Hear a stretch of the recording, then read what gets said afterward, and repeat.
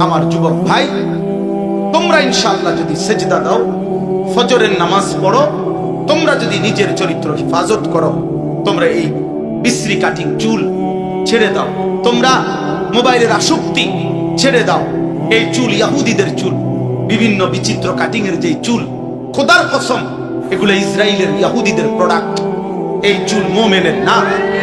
আমি বন্ধু হাত জোর করে বলি, তুমি এই চুল রাখা ছেড়ে দাও, স্বাভাবিক চুল রাখো, সেজদা দাও, কষ্ট করে মোবাইলে অ্যালার্ম দিয়া হলেও ফজরের নামাজ পড়ো।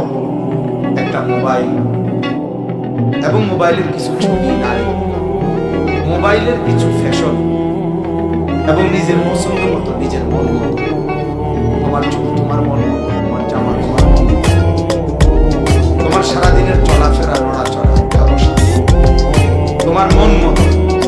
প্রিয় ভাই আমার, দোস্ত আমার, মুসলমানের মন হয়। আর আইতা মান ইত্তাখাযা ইলাহাহু হাওয়াহু আফা আনতা তাকুনু আলাইহি ওয়াকিলা। আল্লাহ তাআলা বলছে, বন্ধু আপনি কি তাকে দেখছেন যে তার মনের চাহিদাকে নিজের খোদা বানায় ফেলছে, অর্থাৎ তার মনে যা চায় তা। কেন তুমি নামাজ পড়বে? সারাদিন মোবাইলে নারী, ছবি, অস্থির দৃশ্য, এই নিয়েই পড়ে আছো। দোস্ত আমার, 365 দিনের একটা বছর, কোনদিন এমন অসংখ্য কিশোর, নওজোয়ান, এমন মুসলমান খোদার একটা বছরে কোনদিন ফজরের নামাজ একটা দিনও পড়ে নাই। এমন হাইওয়ান, এমন নাফরমান আছে না যে হায় হায় মুসলমান পরিচয় দাঁড়িয়ে খোদার 365 দিন কোনদিন ফজরের নামাজ পড়ে না। হায় হায় মুসলমানের বাচ্চা, আর তোমার জানোয়ার কেমনে তো? কে তারে আল্লাহ ভুলাই দিল? কে তারে আখিরাত ভুলাই দিল? মা গাররা 30 বছর মুসলমান লাগাতার মিথ্যা বলে। একজন মুসলমান 30 বছর সুদ খায়, একজন মুসলমান 60 বছর বয়স, বুড়ো হয়ে গেছে, এখনো বিড়ি সিগারেট খায়, প্রতিদিন গালি দেয়। এটা মুসলমান? কোন মুসলমানের দ্বারা গুনাহ হয়ে যাওয়া এটা স্বাভাবিক হতে পারে, কিন্তু কোন মুসলমান গুনার উপরে জমে থাকা এটা মুহাল, এটা অস্বাভাবিক। একজন মুসলমান প্রত্যেক দিন ওজনে কম দিবে, ব্যবসায় ঠকাবে মানুষকে, এটা মুসলমান? কোনদিন মনে পড়বে না, কোনদিন মনে পড়বে না এটা গুনাহ। মূল কারণ হলো সে নফসের গুনাহ, মনের চাহিদার গুনাহ। তার খোদা তার মনের চাহিদা। আল্লাহ নবীকে আল্লাহ বলছে, বন্ধু আফা আনতা তাকুনু আলাইহি ওয়াকিলা, এমন নাফরমান যে তার মনের ইচ্ছা মতো চলে, আপনি কি তার জিম্মাদারি নেবেন? নবীজি কি বলবেন? তাফসীরে লিখছেন যেন আল্লাহ বলতে চাইছে, বন্ধু আমি এমন নাফরমানের দায়িত্ব তো নেব না, সে তো আমার মানেই না, আপনি নিবেন কিনা কর। আল্লাহ নবীকে আল্লাহ তাআলা তখন এরপরে আল্লাহ বলতেছে, আম তাহসাবু আন্না আকসারাহুম ইয়াসমাউনা আও ইয়াকিলুন, আপনি ভাবতে পারেন এমন নাফরমান কিছু শুনে অথবা বুঝে? আল্লাহ বলে না, হয় কিছু শুনেও না, কিছু বুঝেও না, তাহলে সে কি?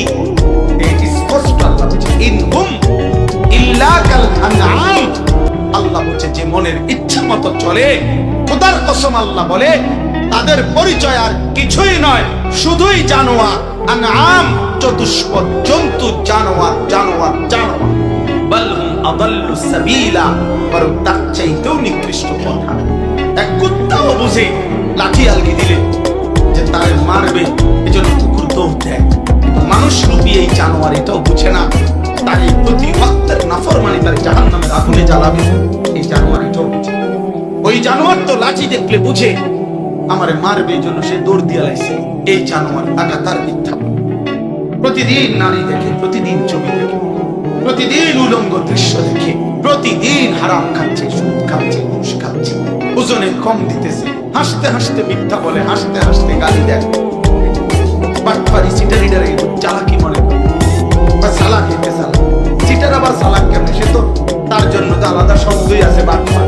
কোন সুদখোর সে চালাক হবে কেন? তার লেগে তো আলাদা শব্দই রাখছে সুদখোর, আপনার লেগে তো উপযুক্ত শব্দ রাখছে সুদখোর, ঘুষখোর, হ্যাঁ, মদখোর, গাঁজাখোর, কুট্টাখোর, বাবাখোর, ডালখোর, হারামখোর, ইয়াবাখোর, সিনাকারী, বেবিচারী, আল্লাহর নাফরমান,